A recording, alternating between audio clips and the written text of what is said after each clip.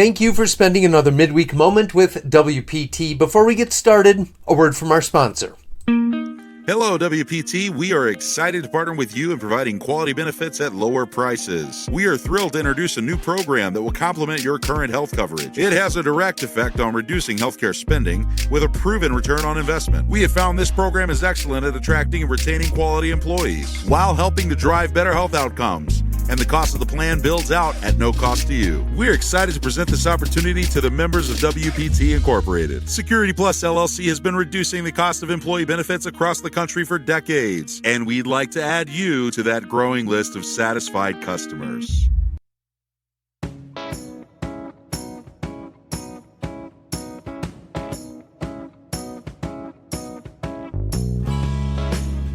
Hello and welcome back. I'm Paul Rozeski. Today is the 10th of April 2024 and it's springtime in Wisconsin.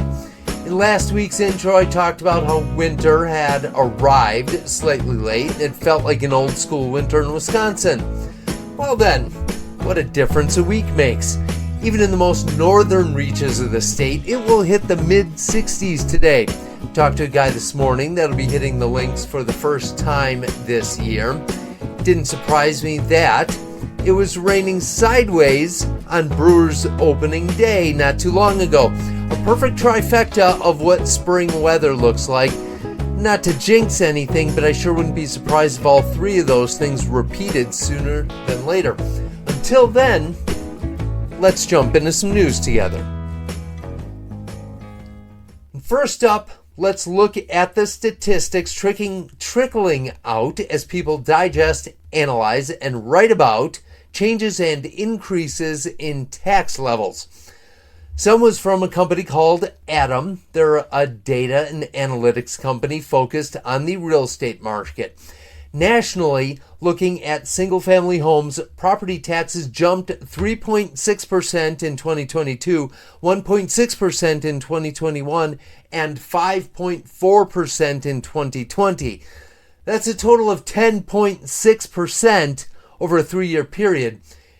Interestingly, the average single-family home estimated value rose 7.9% in 1 year. And while that'll vary from area to area, both of those percentages are drastically an above average jump.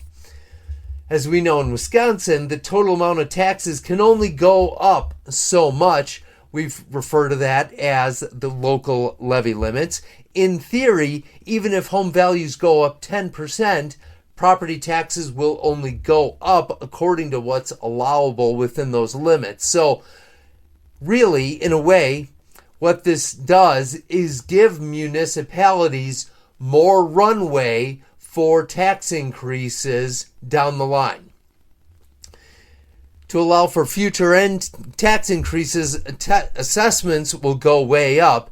Mill rates can be adjusted down and then creep their way back up slowly over time. The challenge is there's a lot of things that play into how much those jumps can happen in those limits.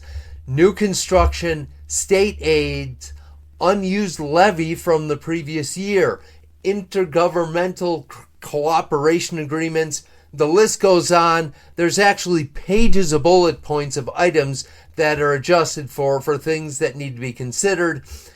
What concerns me is how the obligation is divvied up. With commercial real estate being in flux right now, and if that decreases with small business challenges, more people working from home, do those property tax obligations get divvied up between a diminishing number of businesses and office spaces, and do the rest get piled on to the residential market? Seems like a rhetorical question to me. Chances are yes. Another part of the information trickle is that as time goes on, everybody is becoming increasingly unhappy. The Wall Street Journal report, or a Wall Street Journal report, showed that $100 in groceries 5 years ago costs $140 today. Not great. Property taxes are up, gas is more expensive, and individually everyone is more stretched and therefore more unhappy. By the latest numbers, Wisconsin is still in the top 10 of property tax burden. On the other side, local services are stretched and those folks are unhappy too. They're dealing with inflation also. According to the Wisconsin Policy Forum, the trend in school referendums this year was a telltale sign.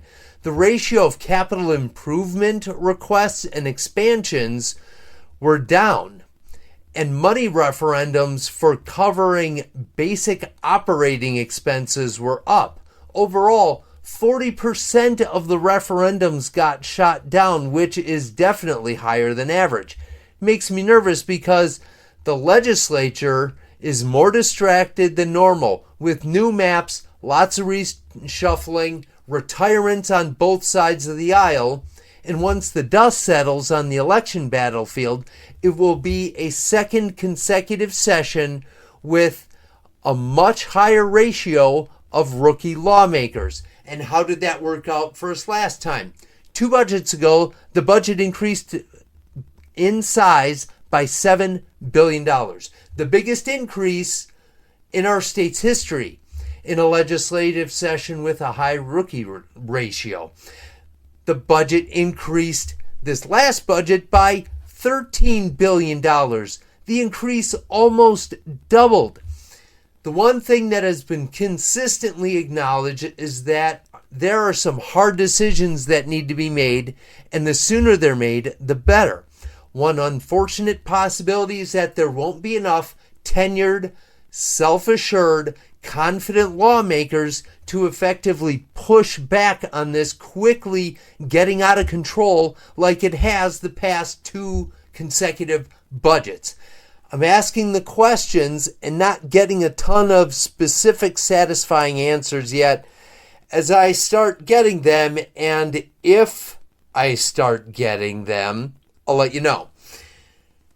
In other news, we have updates and examples of government dysfunction.